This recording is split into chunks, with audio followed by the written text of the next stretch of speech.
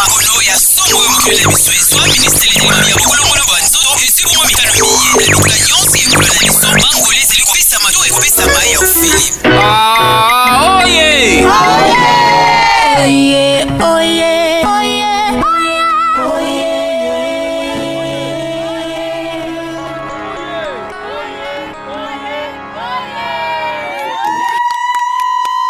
Ok, maboko pona bino moko.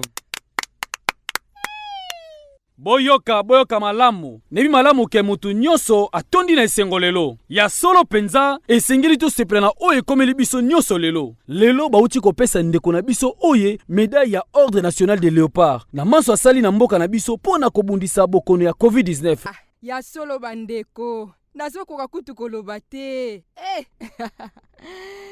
Ya liboso, nalingaki na pesa merci na biso nyonso. Na ndenge tozalaki kotelemela musika ya 1 mètre esika bato bazali. Ya mibale, médaille ya Ordre National ya Léopard. Ezali kaka pona ngai moko te, kasi ezali pona biso nyonso oyo tozali awa. Nayebi ndenge moko na moko azalaki na mpiko mikolo nyonso na tango tozalaki kolakisa ndenge nini tosengeli komibatela, tango tozalaki kotambola ndako moko na moko. Awa tozali koloba boye, batu koleka 90% na bakartier ya mboka na biso bazuma ngole ya COVID-19.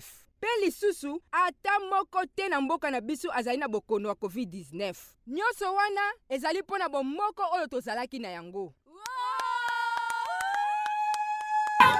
Manaka maye masalemi na AB Communication. Pona kolanda toko télécharger ba épisode misusu tokende bongo na www.abcommunication.info.